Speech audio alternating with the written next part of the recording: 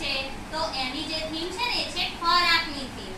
તો આપણે સમજવાનું છે કે આપણે કયો ખોરાક ખાવો જોઈએ અને કયો ખોરાક ના ખાવો જોઈએ.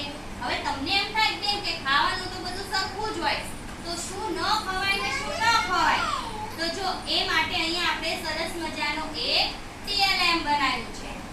આ બાજુનો જે ખોરાક છે ને આપણે પહેલા જોઈએ છે કે શું છે. બરોબર? જો આને કહેવાય અખરોટ. શું કહેવાય? અખરોટ. પછી આ છે બદામ. શું કહેવાય? બદામ. પછી આ ઓળખો તો ખબર પડે છે શું છે? દાડમ. પછી આ શું છે?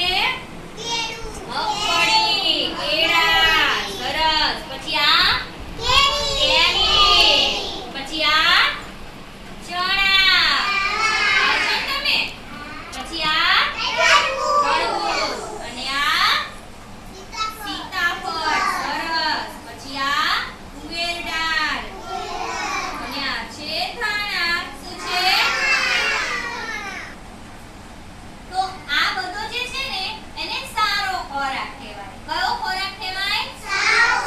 સારો ખોરાક, હેલ્ધી ખોરાક, જે આપણી તંદુરસ્તી વધારે, જે આપણે રોજબરોજ આપણે જીવનમાં ખાઈએ ને તો શું થાય? આપણા શરીરને ફાયદો થાય, આપણે બીમાર ના પડીએ, સાજા તાજા રહીએ, શરીર થાય, મગજ શક્તિ તેજ થાય, બુદ્ધિ વધે અને સરસ અને તંદુરસ્ત રહેવાય. હવે એની સામે આ બધો ખોરાક, તો આ ખોરાક આપણે જોઈએ તો આને કહેવાય હોટ ડોગ. શું કહેવાય? Hot dog. પછી પેસ્ટ્રી. આ છે કેક. પછી આ પિઝા. સરસ. ખબર તો પડે છે એટલે ખાતા હશો હે ને? પછી આ છે બ્રેડ. આને કહેવાય બર્ગર. ત્યાં આઈસ્ક્રીમ. કેટલા ભાવે આઈસ્ક્રીમ?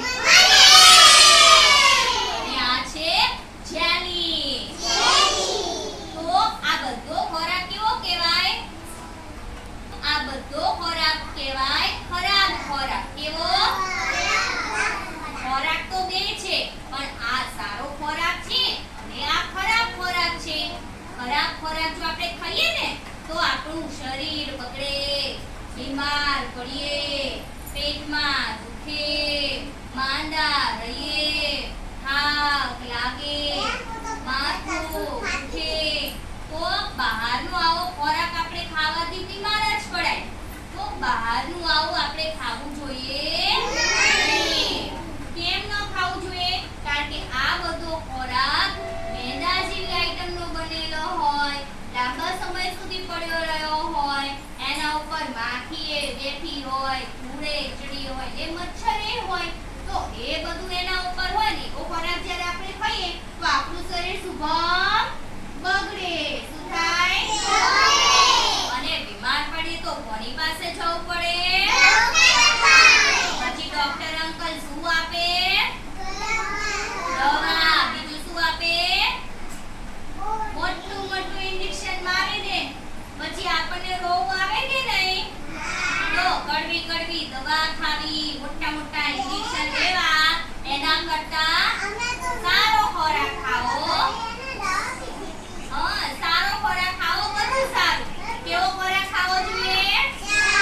સારો ખોરાક ખાવો જોઈએ. આપણે આંગણવાડીમાં ચણા આપીએ છીએ ને તમને, તો ચણા ખવાય, મગ ખવાય, તરબૂચ ખવાય, કેળા ખવાય, બધા ફળ ખવાય, બધું શાકભાજી ખવાય. અને એમાં તમે લીલી શાકભાજી ખાઓ ને તો તમારી આંખો તેજ થાય. કેવી થાય?